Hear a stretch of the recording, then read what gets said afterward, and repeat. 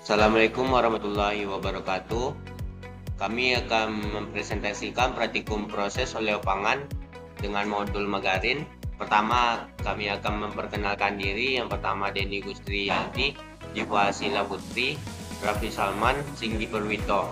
Yang pertama saya akan menjelaskan tujuan praktikum. Yang pertama, mempelajari proses pembuatan margarin. Yang kedua, mengetahui metode analisa kualitatif pada margarin. Selanjutnya tinjauan pustaka. Menurut SNI, margarin adalah emulsi padat atau semi padat dari lemak nabati dan air. Dengan atau tanpa bahan tambahan, margarin berjenis emulsi water in oil, di mana fase air berada di dalam fase minyak. Produk ini digunakan sebagai pengganti mentega dengan karakteristik rupa, bau, rasa, dan nilai gizi yang serupa. Margarin mengandung 80% lemak, 16% air, dan zat lainnya. Minyak nabati yang umum digunakan meliputi minyak kelapa, inti sawit, biji kapas, wijen, kedelai, dan jagung. Margarin berbahan lemak nabati yang dicampurkan garam dan bahan lain cenderung lebih padat, kuning terang, dan tidak mudah meleleh dibandingkan mentega. Dalam pembuatan cake atau cookies, margarin kurang aromatik, tetapi daya emulsinya baik, menghasilkan tekstur yang lembut dan kokoh. Baik, ini adalah syarat baku mutu margarin menurut SNI 3541-2/2014 dan syarat baku mutu margarin menurut SNI 1-1941-1994. Pada praktikum margarin ini kami menggunakan alat dan bahannya. Yang pertama wajan penggorengan, yang kedua spatula, yang ketiga kompor, 4 mangkok kecil, 5 mangkok stainless, 6 sendok, 7 mixer, 8 gelas ukur, 9 neraca digital. Bahan yang kami gunakan, yang pertama 50 gram minyak sawit, 2 75 gram minyak canola, 3 50 gram minyak VCO, 4 2 sendok makan susu, 5 1 sendok makan garam, 6 1 sendok makan turmeric. Pada analisa margarin, alat yang digunakan yang pertama Erlenmeyer 250 ml, yang kedua pipet ukur 50 ml, yang ketiga buret 50 ml, yang keempat neraca analitik, yang kelima gelas piala 100 ml, yang keenam kaca arloji, yang ketujuh spatula, yang kedelapan batang pengaduk, 9 pipet tetes, yang ke-10 oven, yang ke-11 corong, yang ke-12 bola hisap, 13 calon penguap, 14 desikator. Bahan yang digunakan yang pertama NaOH, yang kedua indikator PP, yang ketiga etanol 95-96%, keempat Aquades, yang kelima sampel margarin. Skema kerja pembuatan margarin. Yang pertama, minyak sawit, minyak VCO, dan minyak canola dipanaskan pada suhu 80 derajat Celcius selama 2,5 menit. Selanjutnya dilakukan pendinginan selama 1 jam di dalam freezer.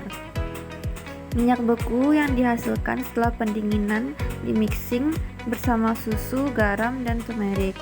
Ditambahkan soya lecithin juga sebagai emulsifier.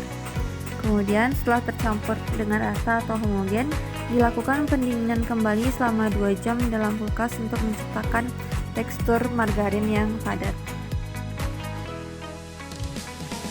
Selanjutnya skema kerja analisa.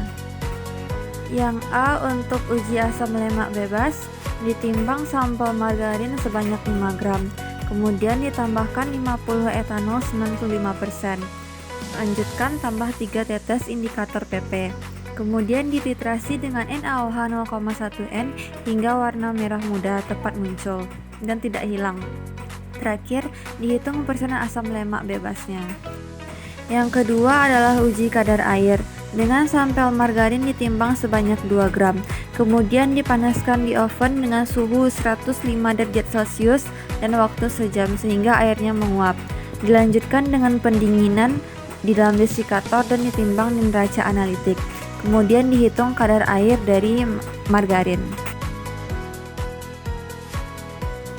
Berikut adalah hasil analisa yang telah dilakukan terhadap margarin yang dibuat.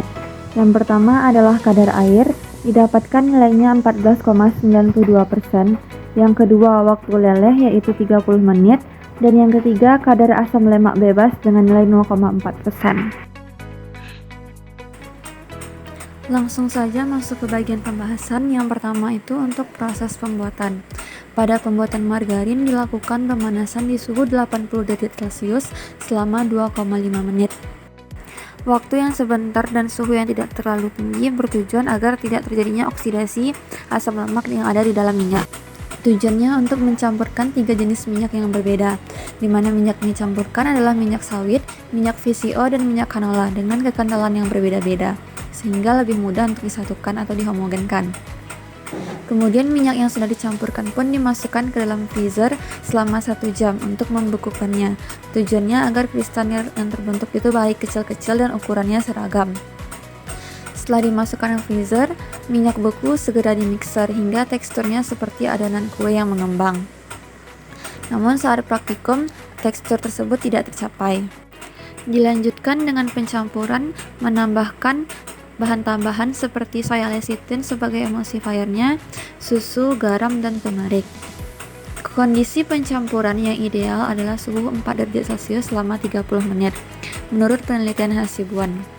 Saat praktikum, proses pengadukan dilakukan pada suhu ruang, sehingga emulsi yang terbentuk itu tidak menyatu, atau masih terdapat beberapa lapisan yang memisahkan minyak. Proses emulsifikasi merupakan proses penting dalam pembuatan margarin, menurut Nami Lestari 2010. Berarti proses emulsifikasi tanpa mengatur suhu di 4 derajat Celcius mengakibatkan emulsifikasi yang tidak maksimal.